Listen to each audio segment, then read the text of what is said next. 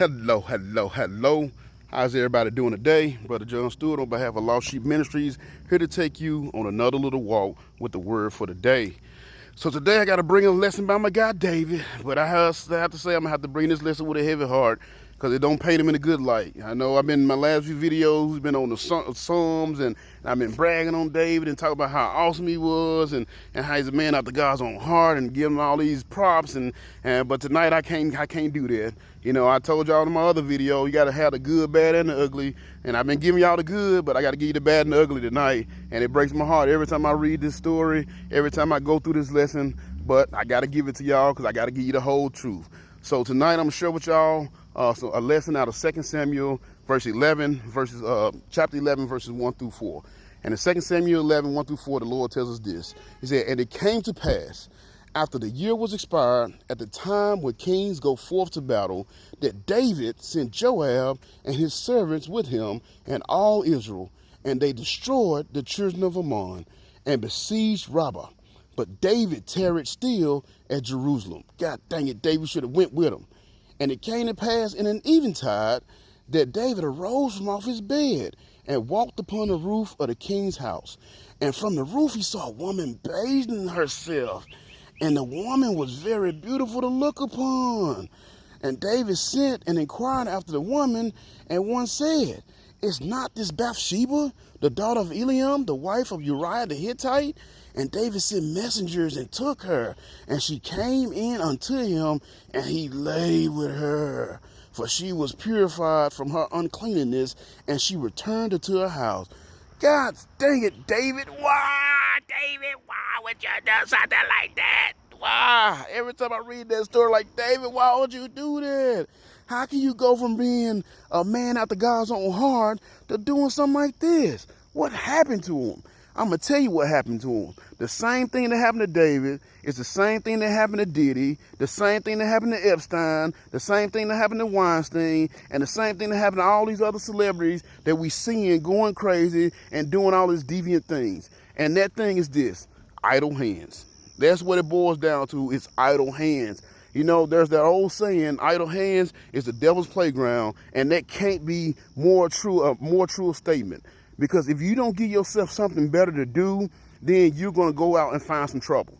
You know what I'm saying? Or trouble going to find you. You got to keep yourself busy. Because if you think about it, all the times that you've ever gotten in trouble, you were probably somewhere you were not supposed to be, doing something you weren't supposed to be doing with somebody that you weren't supposed to be with.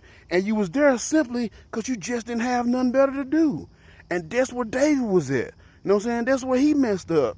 You know what I'm saying? Your men are out there fighting for your country. They fighting for your kingdom. They out there giving their lives fighting, and you should be out there leading them. And instead of out there leading them, you at the palace taking naps in the middle of the freaking day. And then after your nap, you get up walking around on the rooftop creeping, watching people take a bath like a pervert. And see, and when he was out there, he saw her taking a bath. He said he saw, and she was very, very beautiful to look upon. And see, that's where he messed up.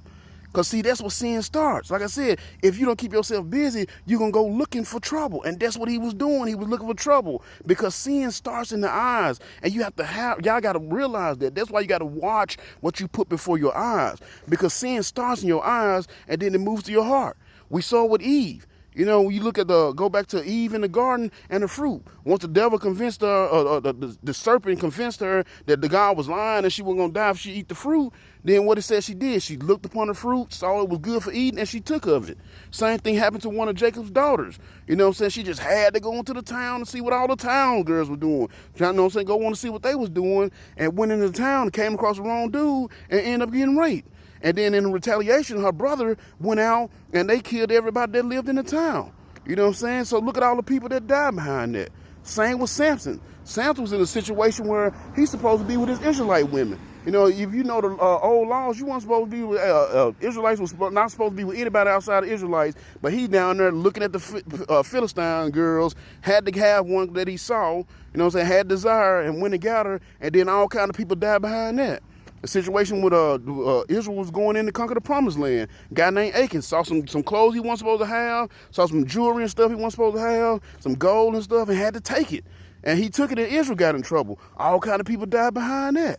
You know, I know a lot of people whose marriages have been ruined because they got so much time on their hand. They scrolling on other people's pages, you know what I'm saying? Dudes liking girls' pictures and things of that nature, going sliding in their DMs, or they vice versa, the woman looking at these thirst traps, signing their DMs, and next thing you know, their marriage is ruined, the relationship is messed up. You know what I'm saying? So all this stuff come down to items, and you got to keep yourself busy. You see, if David kept himself busy, if he was where he was supposed to be at, out in the field, leading his men, then he wouldn't have ended up in this situation. And we got to understand something. This idleness of hands, it is destroying our country right now. And not only our country, it's destroying the world.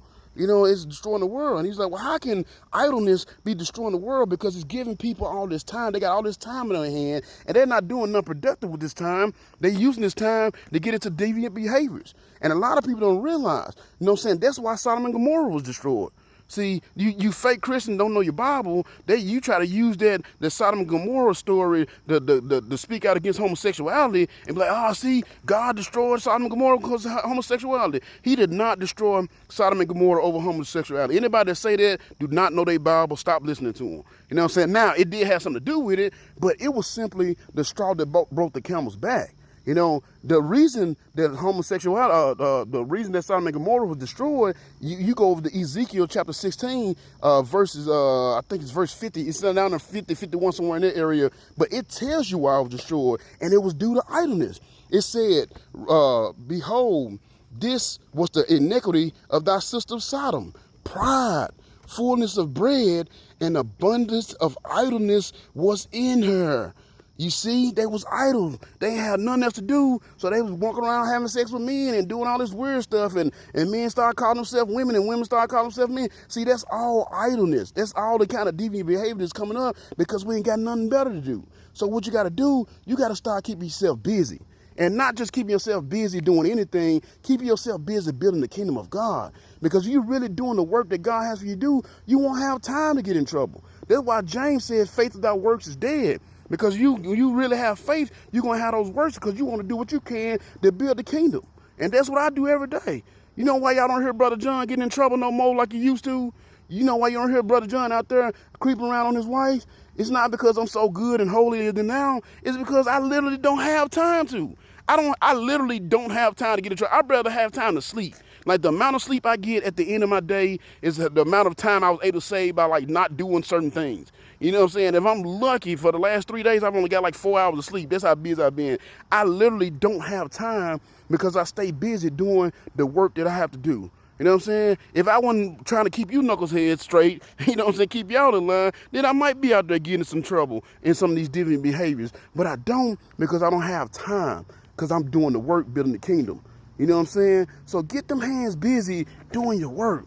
Get them hands busy using these hands for the Lord instead of using these hands for the devil. Get them busy doing the work. Because you keep your hands busy doing the work for God, then the devil can't get a hold of them. And that has been your little walk with the word for the day. I pray these are blessing y'all. They are blessing y'all. Make sure you like, share, comment, tag, repost, do all that good stuff to help you boy out. If you want to see my full sermons, catch me on Facebook Live, Monday night, 7 o'clock p.m. Central Standard Time. And then I post them on my YouTube page. If you need to find any of my little social media outlets, just go to lostsheepministry.com, and all of them are there. And of course, you're not 100% sure about your salvation, reach out to me and let me know, and I will schedule some time to go over the gospel with you. I almost didn't get this video in. It's starting to get dark. Boy, if it get too much dark, y'all won't see me. But I'm glad y'all are here. I pray these are helping y'all. And remember, always watch your back and pray. Until next time, I love y'all. Peace.